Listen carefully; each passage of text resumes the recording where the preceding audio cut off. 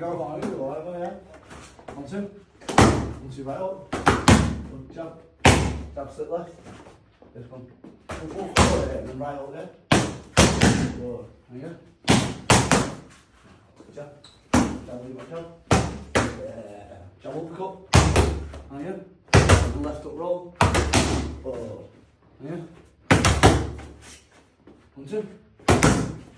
Good. Right hand slip, right hand. There we go. 1, 2. 1, 2 left up, then left up for the body. 1, 2. On your head first. Boom, bang, yeah. Oh, and left up to the left. And slip roll, yeah. Slip roll. Right hand, yeah. Yeah. Still fucking got it, lad. Hello and welcome to GloveGossip. I've got a special treat tonight for you. I've got former super bantamweight champion, Marc Leach. How you doing, Marc? Good to meet you. Yeah, good to see you. Good to see you Still in good shape as well. Try to be.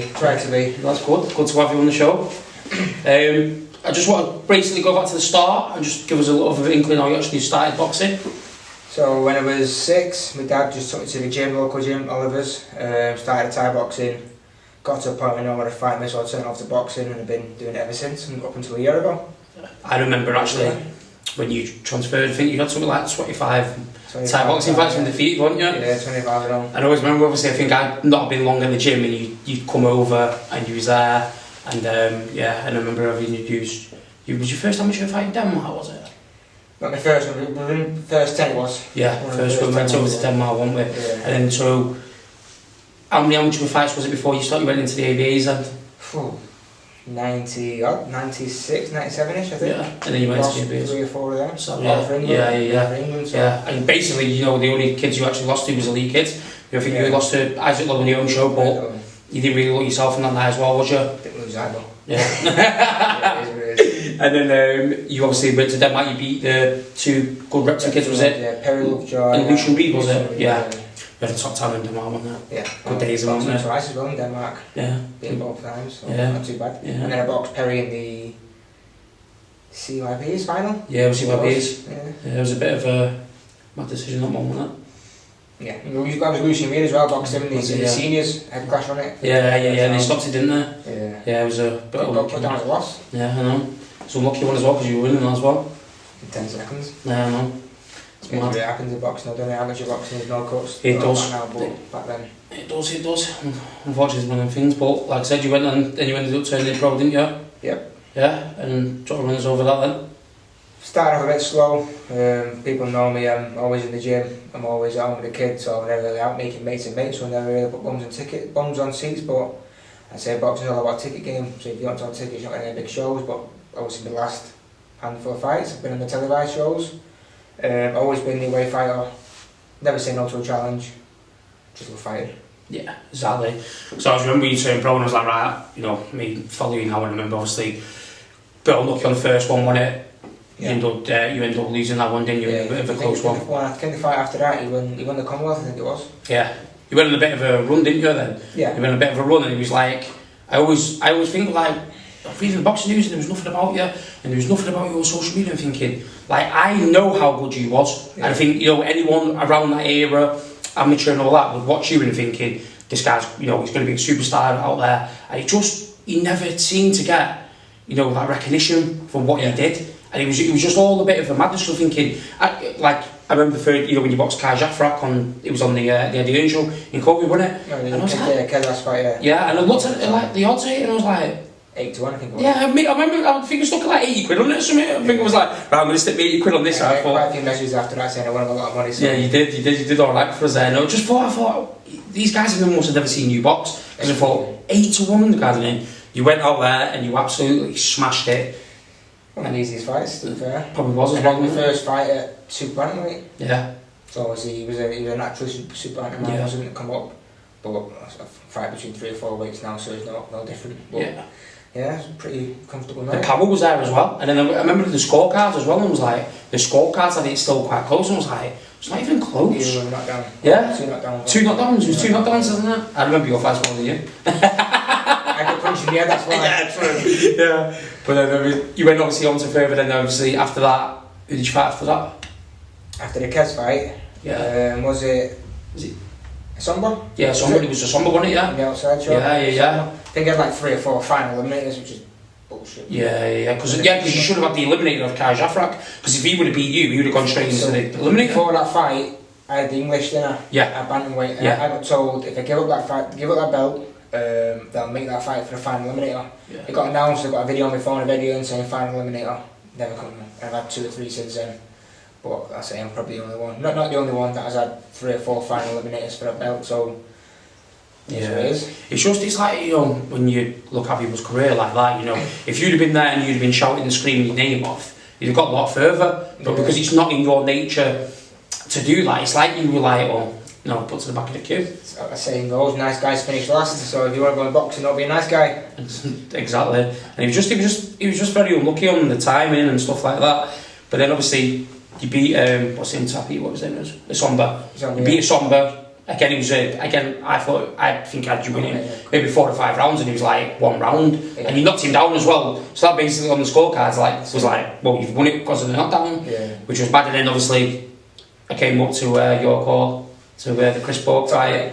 One of the best nights of boxing I've seen, just because obviously we was loud in that crowd, and they had like 3 times the amount we did. Yeah. But I didn't know he was Millwall fans as well. So when I've looked up at the thing here with all these Millwall fans shouting, I thought, oh no, if I was going to kick off outside with these, not now. But I remember just being behind outside the ring there, and that night it was just like he was on. I don't know, he wasn't even touching the canvas. That was the only fight in the whole career that I had a full camp for. Yeah, I remember you saying Other than that, I've had weeks, said 6 days, 2 weeks, but I say that British time I was the only one I've had a full camp for. Yeah, it was just. And I think the performance shown. 110%. Because I just think he was just. I know the way his style was as well. He was coming forward. Yeah, he was coming forward. He's a nice lad like me. Yeah. Down to earth outside the ring. His fans were down to earth. Yeah, he was. But yeah, so his style was made for me, and that was my first full camp, so made it count. Yeah, it was brilliant. That night was one of the best nights of boxing I've seen, especially because I know who you are. And I know this this hard path you took to get there as well, and just to see just win the British title, and it was like to win it. Fair, exactly. Do you know what I mean? It was really one of the nicest things I've seen. Do you know what I mean? It was good, and I remember obviously I think their fans thought it was a bit close. And I remember Carl Frampton being behind me. I went, Carl, have you got it? And then he looked up at the Millwall fans. He looked down at me and he went, like that. Yeah, so it was like he didn't want to show me too low, but yeah, it was a really good night of boxing, and then to see you obviously win that, and then again, you went on to Liam Davis straight after that, wasn't it? Yeah. Yeah, which... to be fair, I shouldn't even fought, because I was injured both my hands from the British title fight. Yeah. Split a tendon in my right, tore it in my left. Because I didn't fight, then I get with belt, and I only just won it, so I'd rather fight and do the best injured. Yeah. And he only won by what? 1 or 2 points, really? 1 or 2 points, yeah. And you had to fight in his backyard as well. Then you just won the belt. Exactly. So I'm no shy of being in backyards and being the away fighter all the time. I did it all my life, on my amateur career. Nothing new to anyone off face for it. If anything, it rises me, but like I said, I shouldn't even throw a punch. I only threw a punch in that camp the week before the fight. Yeah. Because my hands were injured. Yeah. So, yeah, it was I always thought that night as well. I thought it's basically because obviously when you lost the fight. I remember on the commentary team, and you were hitting him, and they were like, "Oh, good shot from Davis," and I was thinking, "It's not even landed." But I always knew it was going to be harder for you to bounce back from that fight because you hadn't got the British title. Yeah. So I knew once you'd lost that, you was high risk, less reward.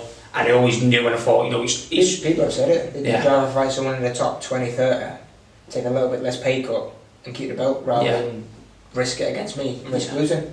Yeah. So boxing for me is not the same anymore, because I've seen it firsthand and I know what people think. Whereas back when I first joined, it was always, you want to fight the best to be the best. That was my motto. Yeah. And that's why I never take loads of fights. You want to challenge me out, challenge is accepted kind of thing, but you get, like I say, people that will only fight within the top 20, 30, just to keep the belt, keep the belt. Fucking pointless to me now. Yeah. But this is the thing, when people look into the boxing game and they always see, like, people go to the hype and how it's like dead easy and stuff like that. And it's not just to get your point of view, because you've had to really fight your way to get that, to get where you was. I know obviously, you probably felt a bit let down by your team and that, and it's been a really hard roller coaster ride for you. But it's, you always can go and say you were the first ever British Salford British champion. And you've done that because of the hard work, all the sacrifices you had to do, and you've got to hold your head up high to that. Yeah. I know, obviously, I know you know, you read works and you probably think to yourself, you know, I should have done this, I should have done that, Mark, and things didn't play out the way, but, you know, we're all proud of you. So, I mean, you've done a lot for us. Yeah, it's one of them. Would I have, or should I have not fought Davis and given him a belt? That might have given me a quicker path to get it back. Yeah. Because I gave it up because I was injured rather than fighting and losing. Yeah. I say he was closing in 1 or 2 points and it was me injured, and I've asked for a rematch and didn't get it back. He was never going to get that rematch back, I'm sure. I'd say I'm not making there's no excuses of a loss. Yeah. But I'd say I would have loved to avenge all my losses, but I didn't get the opportunity to. Yeah, and then it was it Masood after that, straight after? So yeah, I think I went up by 3 weeks. Yeah. It was, you could see the difference because you started. It wasn't hurting me or anything, I was just exhausted. Yeah, and you could see because obviously if anyone, the people I've seen, you know how good feet on your feet were, and you just looked that slow, and I was like, this is not Mark. I was like, you know, Mark's 10 times the pace, and I thought you could see when he was, you know, in the holes and stuff like that, and he was kind of ragging you about, and you just. Yeah, exactly. You know, you just could tell one of them that night was going to be. You know, you've took the fight to get a fight 3 weeks above, and it just wasn't going to be your night. I think the main factor in that was my diet in going into it, because I never used to. It's like being a stone, everything I used to fight at. Yeah. So me trying to do my diet around that. Obviously, I was enjoying it, eat what I wanted, but I was just felt sluggish and felt slow and fat and lethargic, and obviously in the ring it obviously showed. Yeah, you've got to do it right, and obviously, you know, it's a bit hard. Even though I did it right, I still would have weighed in a lot less than what I would have, but because I needed to be that weight and I wanted to be that weight to feel strong. Yeah. That was my thought. If I weigh this, I feel I'll be stronger. Yeah. When it really wasn't, it made me like lethargic and sluggish and slow. So I should have just basically stuck to my original diet plan. Stuck to my normal weight, so I felt rather than bulking up. It's not always sunshine and roses when you bulk up, it kind of takes its time. Well, you've seen it over the past year when they bulk up and they're not the same fighter. Remember, you know, Ricky Hart used to be years ago and he used to just go up to, remember when he fought Luis Collazo and played people like that, he just looked that slow and sluggish. And you know, sometimes it doesn't work and everyone thinks, oh, it's only a couple of pounds, but you can definitely tell the difference as a boxer. Yeah. Do you know what I mean? Yeah. But like I said, obviously it was a really hard day at the office as well with Masood. And then it was the McGregor fight, wasn't it? Again, you took that short notice as well, didn't you? About 6 days, I think it was, something like that. Madness. About a week notice, yeah. And obviously Dennis began knew because he said to when he went to fight him after it, he said they rang me knowing I was in the pub the week before the fight. So that's why they did so it. Even Dennis, and I didn't tell him, but somehow he knew I was out the week before the fight, and I accepted it. So that's why he said, usually you beat, and he started saying names, and he said me. And then Dennis went, hold on a minute, that was a week, he was in the pub the week before. So you can't really say you beat him. Yeah. And to be fair, I don't know how he knew, but I don't say no to fights. That's probably a bit of a downfall to the fight, and that's probably how they've done it. Yeah. Again, it's just one of them things. So I'm never going to find a big show again, no one's going to give me a full 6 week again. 6 weeks of the week camp, no one's going to do it. No one in the right mind anyway. Yeah. So because you know what you're getting. You go back to the Chris Paul fight and you think, well, that's Mark on a proper full camp, not working in the warehouse, you know, till after clock, and then taking the kids to school, and then going to the gym, and then having a couple of bits snapping, and you know, that routine. He was just basically, you know, you go to the gym, he was eating, he was doing all your things in between. 3 times a day. Do you know what I mean? And there was a full camp, and that was the best you've ever been. So no one wanted that Marc Leach anymore. No. Do you know what I mean? No one wanted that. Yeah. But yeah, it was.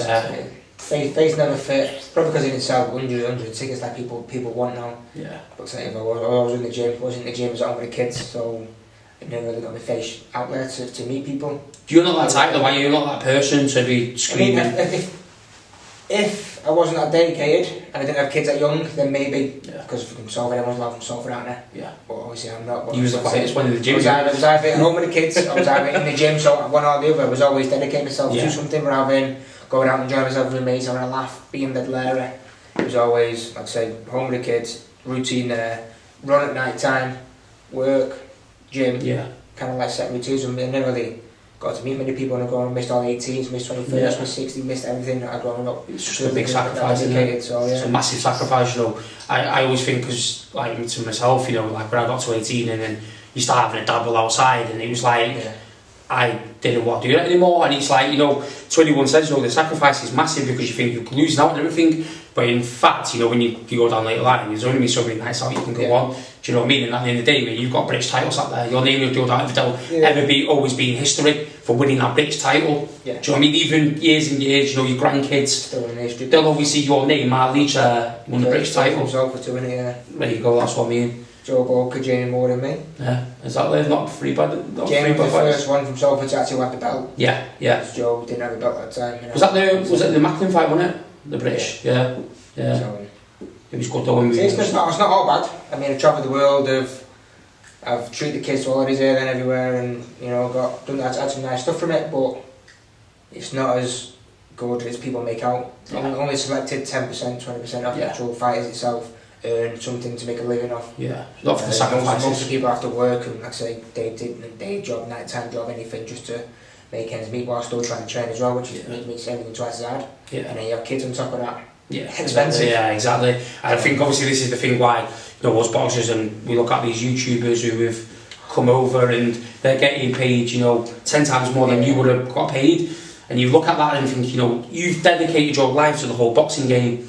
You know, you've been up in the morning running, taking the kids to school, you know, doing all the sacrifices, not going out and stuff like that. And then you've got some absolute wally who's doing videos on YouTube, coming in and getting 20, 30 grand a fight.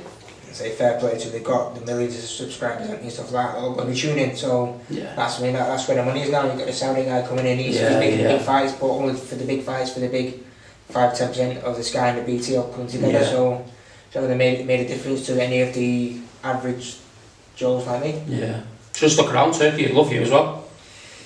Yeah, I've had tickets to you, so yeah, right. I don't, yeah, exactly, so you're alright, exactly. Well, that's the other thing, because if you think, you know, you're from Salford and you thought, you know, I've always thought you would have had a massive following, but again, it's the same, isn't it? Do you know what I mean? Everyone's around you when you're winning, and then as soon as you decline, it's like everyone thinks, alright, you know, back off it, don't you know? Yeah, you get loads, oh yeah, we'll get a ticket to your fight, we'll get a ticket to your fight, and when it comes to it, it's like you're begging them. Yeah. You do you want a ticket again? Because you want a ticket last week, you're going to get one. Oh yeah, we'll get it next week comes. Do you want this ticket or not? Oh yeah, we'll get it a week after, so you end up just giving up because you're like begging people to get tickets off you. And it's hard, isn't it? Especially as well in your camp, I always feel like, you know, when you're chasing money, you've got tickets and all that, and you try to do your camp, and that's in the back of your mind as well. It's like another, you know, defect to like keep you going in, like to think, I've got to do this, I've got to do that. Yeah, if you look the sport, you know what it comes with, and you know it's not all, say, we've said it before, it's not all sunshine and roses, but it's not always gloom either, so you take the good with the bad. I've had more bad than good recently. Yeah. So that's why I've bowed out and put my kids first now. Yeah. Well, but yeah, I was looking to come back though. I was itching to come back. Like I say, I've still got physically another 5, 6, 7 years left. That's what I mean. Like, but financially with the kids, it's hard work. Yeah, I know what you mean. How many kids have you got now, is it? 4 kids now. 2 boys, 2 girls. I said last year. Well, I said this year, they went to America. Yeah. That was like 10 grand alone. Yeah. And you got the boys doing football, and the other one started it. They're going to Portugal next year. There's another what so. And then you get fights, and even if you do get fights, and they can fall through. Yeah. And then I'm left trying to pay for stuff for the kids. Yeah. Off a broken fight, so I'd rather just put the kids first now. Yeah. Just get them set in stone. I mean, I've done what the majority of boxers dream of, getting a British title. Yeah. But from what I've been told off Jamie, Nigel, Frampton, all the other ones, I could have been up there with the world, or at least challenging for the world. I've always said that. It's kind of bittersweet in a sense, but like I say, I've got 4 kids, so I've got to put them first now. I don't think you can look at it like you know, I know obviously, you know, when you're a boxer you aim high, but Mark, you've done, like I said before, it was an incredible achievement just to win the British. Yeah. And I know you won't be happy with that, and you think, you know, because obviously you've been around the camps and you always expect it to go high, but it was a great achievement, mate, and you could always say you've done that. Like I said, your grandkids and, you know, their kids will always look and think, no, your dad, you're in the history books there, mate. Yeah. You've got to be proud of that, Mark. It's always bittersweet because what if I didn't have the kids that young, or what if I sold 200 tickets? Yeah. It's like, because I was always in the gym. He was always in the gym. I was always in the gym. I was always kind of on or near weight, so they were never really big factors of it. It was always what if this and what if that, and if I did this a little bit different, could I have got that? So it was always... Should have got it. Yeah. And that's what it is. See, people said it in my career, you don't want to say when you retire, what if, I don't want to be sat in a pub with my mates, or what if I did this, or what if I did that. Yeah, exactly. And I'm doing it now, and like I say, I've still got 7 or 8 years left, so if I find someone who's rich, come my way. Get you backfired again, is that what you're going to take? I mean, yeah, like I say, I've still got the fire in my belly, I've still got the hunger, I've still in the gym, I'm not massively out of shape. I don't think you ever lose that fire in the belly. I think it's always there, and I think the competitiveness. it goes this well, is 6, so it's like 20 26 years, 25, 26 years of fighting, so that's all I know. I mean, I don't mind working, and it's no 2 days are the same as the job I've got now, so it's like, and it's also decent for the kids, so it's not too bad in that sense, but it's not boxing, and it never will be boxing. No, exactly. Different league and a different. But like I said, you know, you've obviously thought about, you know, being around as well, you know. Yeah, right, but once it all settles down, once I get, let's say the kids all settled down into a routine, then I'll eventually, once I find time for myself, I'm busy. Remind me, both the girls do dancing, that's 3-4 times a week, the boys do football 2-3 times a week, so there's only like 1 or 2 days really that I'm free. Yeah. But once I settle down, then I'm looking to start, even amateurs or pros, whichever one. Because you have obviously like your style and stuff like that, you've so much knowledge, you know, to give, you know, a different generation as well. If you want to go down that route, you know, I don't think you'd struggle ever, you know, doing that. Do you know what I mean? It's going to keep me involved in the gym. It's going to keep me involved in the boxing. Keep me involved in the corners, even though I'm not fighting. People say it's the next best thing, so I'd always love to be involved in the sport. Like I say, one day, but obviously at the minute, I've got to put my time and effort into my kids first, and obviously when they're sorted, then I can start giving back to Salford or the wider areas and, like I say, giving my knowledge to them. Perfect.